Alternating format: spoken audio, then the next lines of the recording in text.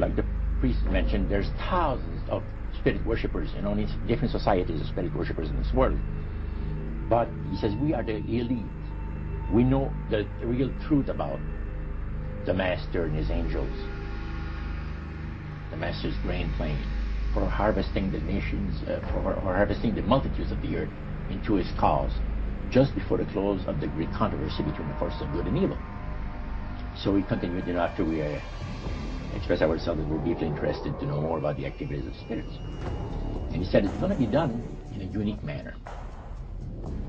This grain plane is going to take people are going to eat the stuff. Because he says spirits, demon spirits, will declare themselves to be inhabitants of far distant planets in the galaxies that are coming to warn the inhabitants of planet Earth of the impending destruction of the planet, unless something seriously proper is done to avoid it.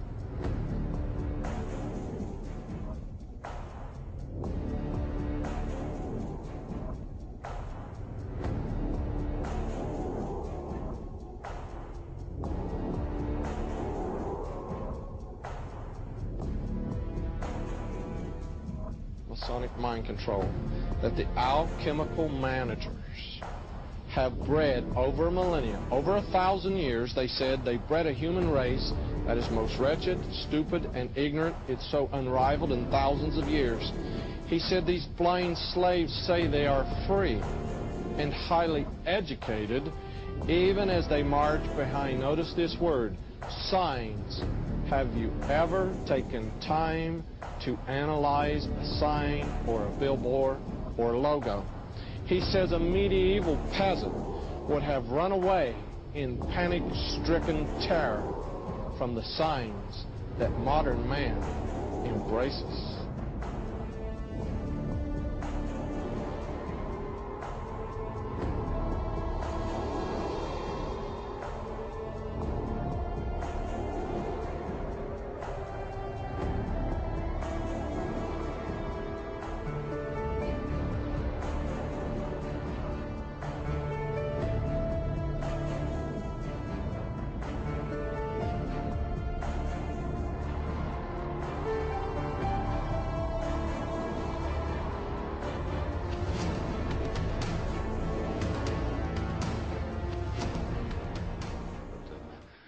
Once you know the vowels.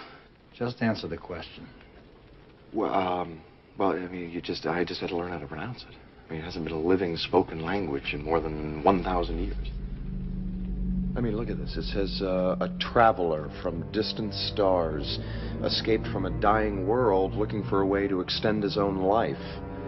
His body decaying and weak, he couldn't prevent his own demise. Apparently his whole species was becoming extinct. So he traveled or searched the galaxies looking for a way to cheat death. And, look here. He came to a world rich with life, where he encountered a primitive race, humans. A species which, with all his powers and knowledge, he could maintain indefinitely. He realized within a human body he had a chance for a new life.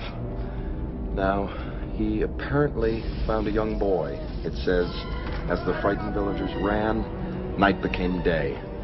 Curious and without fear, he walked towards the light. Ra took him and possessed his body like some kind of a parasite looking for a host. And inhabiting this human form, he appointed himself ruler. He used the Stargate to bring thousands of people here to this planet as workers for the mines, just like the one we saw. This mineral is clearly the building block of all his technology. With this, he can sustain eternal life. Now, something happened, where is it, back on Earth, a rebellion or uprising, and the Stargate was buried there. Fearful of a rebellion here, Ra outlawed reading and writing. He didn't want the people to remember the truth.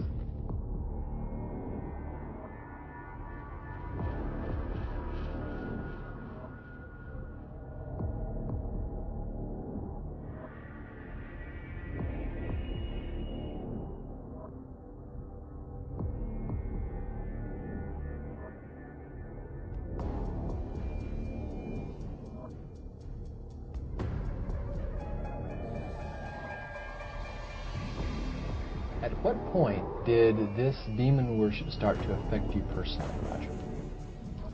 Well, it wasn't too long that the priest mentioned to us that the time had arrived for us to start trusting the spirits and give the spirits a chance to work for us.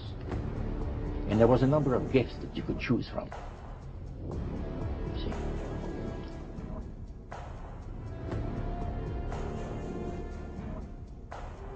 Americans are asking, why do they hate us?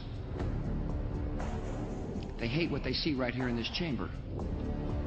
A democratically elected government.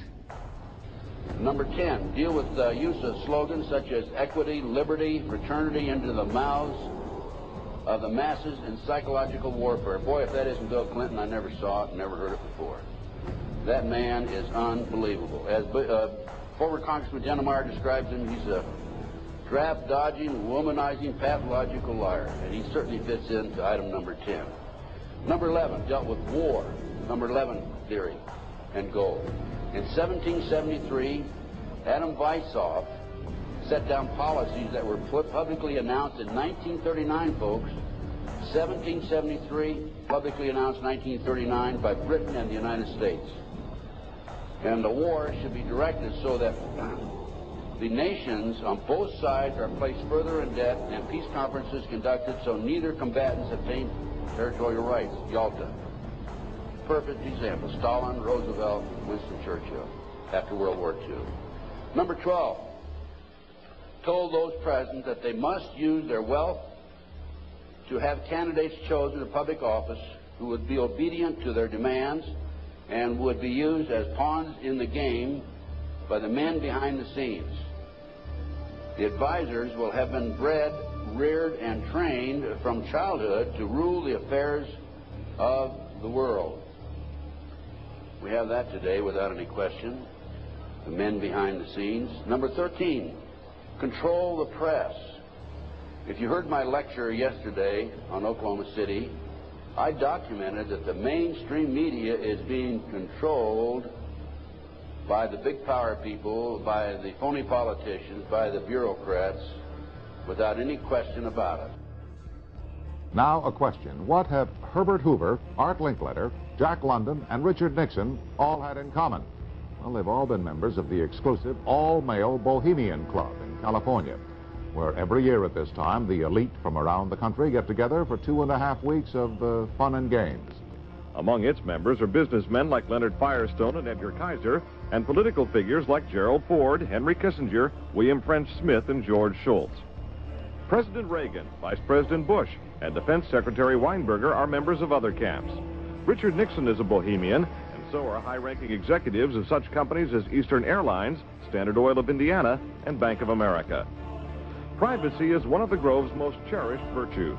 Members may not photograph, record, speak, or write about activities at the retreat. While many public officials are Grove members, the press is a distinctly unwelcome guest. We're from ABC News. Well, get back there. Can we talk to somebody in the... Get back there.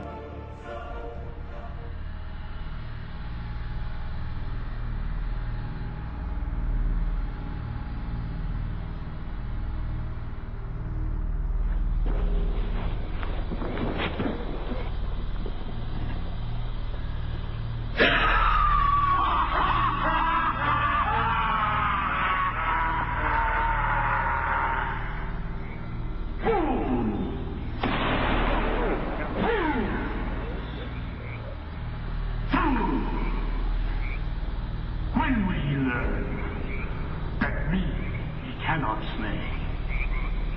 Year after year he burned me in this room, lifting your puny shouts of triumph to the stars. Lifting your puny shouts of triumph.